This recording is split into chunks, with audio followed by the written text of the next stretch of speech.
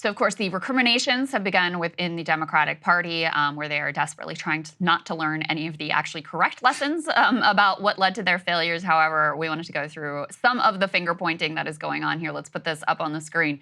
Apparently, you got a bunch of folks out there who are mad at George Clooney for being part of the charge to push Biden out of the race. We could put this element up on the screen, guys. The Daily Beast wrote this up. Apparently, George Clooney facing a backlash from demoralized Democrats for demanding that Joe Biden quit the presidential race. And I do want to say I got the election wrong, but I did predict that there would be some subset of Democrats who were like, geez, if we had just stuck with Joe Biden, then we would have won. If they stuck with Joe Biden, they would have lost delusional. New Mexico, and they would have lost the popular vote Correct. by like 10 million votes, not the current 5 million votes that they're currently on. It would have been like a 400 state blowout instead of a 312, or sorry, 400 electoral blowout instead of 312 electoral votes. And the whole thing is ridiculous. It is ridiculous. And the other thing, because I was thinking about this, I was like, okay, so let's think about the alternative universe where, Joe Biden just stays in. And in a sense, it would have been like less painful for people because they would have just expected to lose. But I think they also then would not have, they would have just blamed the loss just on Joe Biden's age. Right, that's right. And it would not have been evident that, like, no, there's a deeper, fundamental, underlying issue here that if you all don't reckon with, you are just going to continue to lose from here on out. So you all should still be thanking George Clooney et al. For helping to, persuade the party to move Joe Biden out of the race, even though, where they, the original sin is, of course, well, they're not the original sin, but in this particular cycle was just deciding not to have a Democratic primary at all. Yep. Like the terror of democracy is what ultimately leads to this place. And, I fully believe if they had actually had a Democratic primary, I think Kamala would have been in it. I think Gavin Newsom would have been in it. I think other people would have jumped in it. Gretchen Whitmer, who knows, Pete Buttigieg. And maybe, I think it's possible that Kamala comes out of that primary process because just as being the vice president, you have a lot of advantages. I don't think that would have happened, but I think it's possible. But even if that was the case, she would have had more Democratic legitimacy. She would have been more tested. She would have had to improve her skills in, adversarial situations. And she would have had an entire primary process to lay out why she would be different from Joe Biden. And so, I think Biden is in part to blame, of course, for not sticking by his pledge to be a one-term president, or at least leading people to believe that he would be a one-term president. But also all the Democratic Party elites who circled the wagons and protected this guy from having to face any sort of an adversarial process. Like, you need to realize that you all screwed yourselves with that. That was a devastating error on your part. It's so obvious. And what's actually even crazier is the level of pull that these Biden people still have, despite their illegitimacy. Can we put the next tweet up there on the screen, please? The Obama staffers blaming Biden.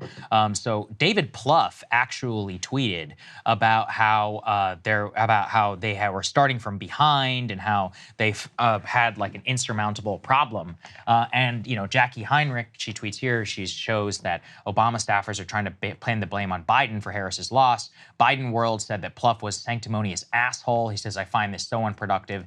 Joe Biden's the president of the United States and won without you. He successfully beat Donald Trump, something he never did.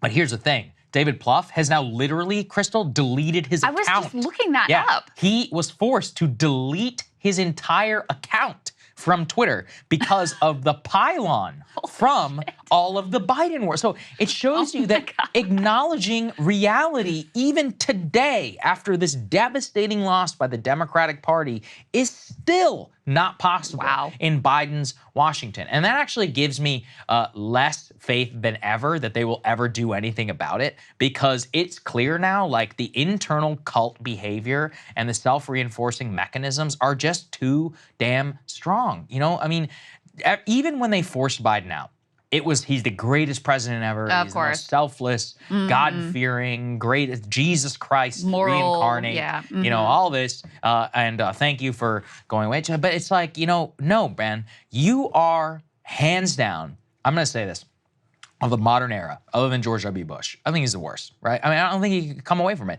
And I'm not talking about just policy level. Like, look at what he did. Like, in terms of his stated goals. His stated goal was never to really do anything for the country. It was just, I will save you from Donald Trump. It was to end the Trump Yeah, era. that was his, that's it. And I've talked about this a million times. The very first monologue I ever did for Rising was about Joe Biden and how all he ever talked about was defeating Donald Trump and how he never presented any faith, which is kind of crazy in retrospect. And now to sit here on the other side of his now humiliation and now this loss in the popular vote to Donald Trump, you are an unambiguous failure. Like, honestly, Jimmy Carter was more of a successful president than you were, dude. And a better person. Yeah, not only a better person, but literally a better president in terms of what he was able to do. And even in terms of his loss, like, you could at least say, like, Jimmy won a primary. He also ran on, quote unquote, like, healing us from the Watergate age. And he was actually primarily successful in that.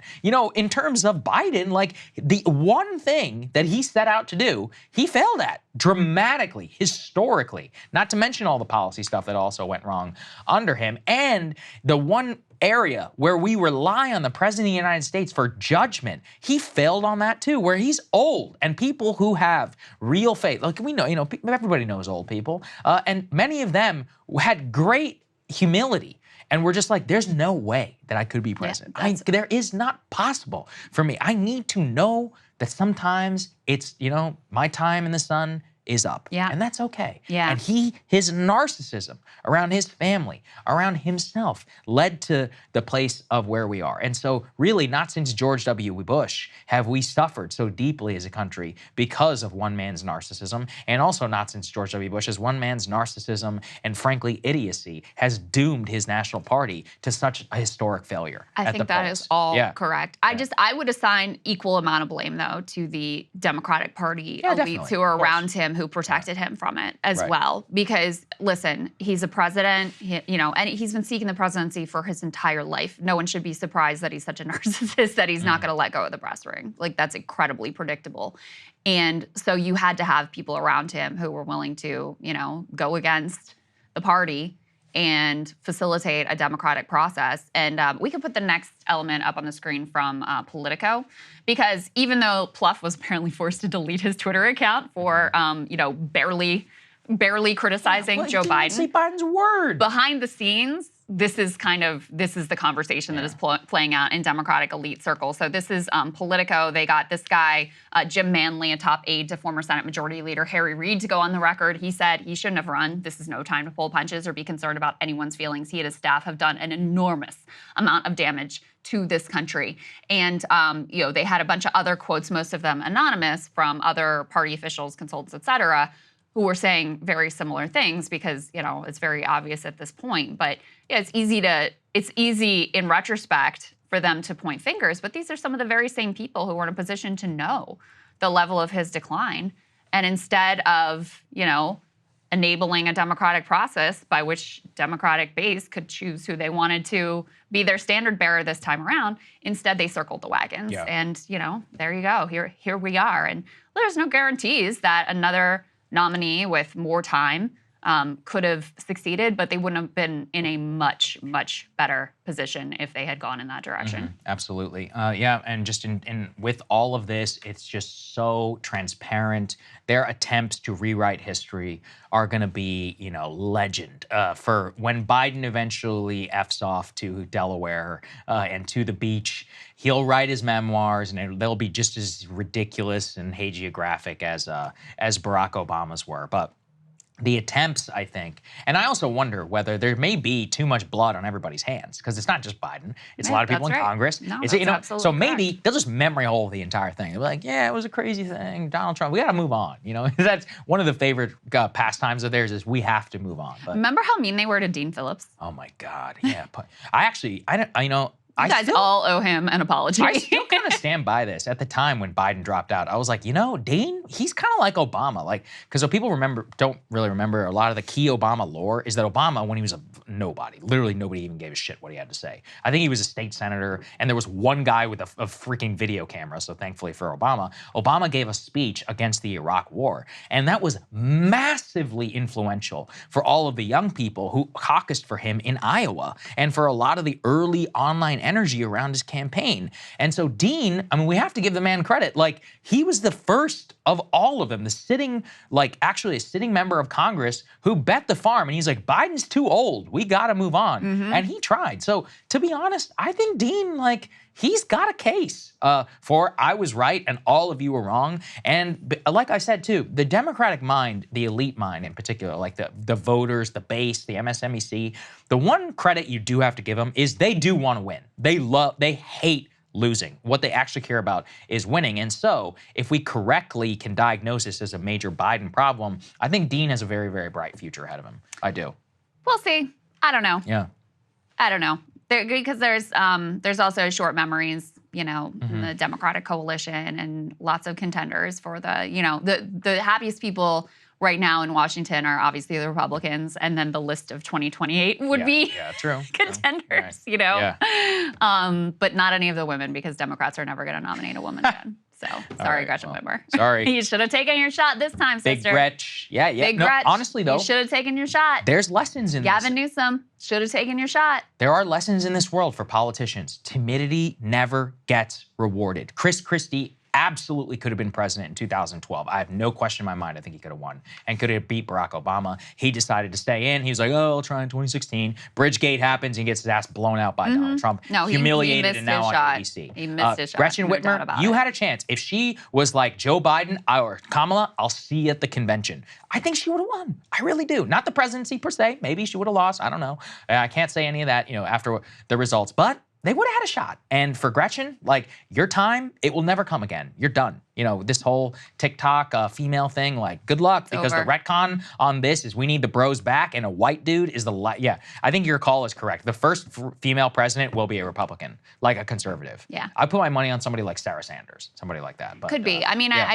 I do think, like, the problem for Democratic women is that you have to overcome this sense of, like, oh, they're weak, they're not strong enough, blah, blah, blah. They're too liberal. You know, that's like the image. And so, yeah, I think it will be easier for a Republican woman ultimately to get elected. But, you know, like I said, I think even they won't say this publicly. They'll say the thing about, like, oh, the country's too sexist to elect a woman. But privately, the lesson that will be taken is we just can't nominate a woman ever again. So you know, Gretchen Whitmer obviously is the biggest loser on that front. But I also think, I think Gavin Newsom really he was super hot right now. And, you know, the fact that he's from California is going to be a problem for him. The fact he's not going to be in office anymore is going to be a problem for him. Like, I think he missed his shot as well. So there's, but we'll see. We'll see how it all pans out and what the shape of the world is by then. Because if there's one thing we've learned, many things can change. Absolutely. All right, let's go ahead and get to David Sirota from Lever News to get his reaction to Bernie Sanders' letter and his assessment of what went wrong for Democrats this week. Hey, if you like that video, hit the like button or leave a comment below. It really helps get the show to more people. And if you'd like to get the full show ad-free and in your inbox every morning, you can sign up at breakingpoints.com. That's right. Get the full show, help support the future of independent media at breakingpoints.com.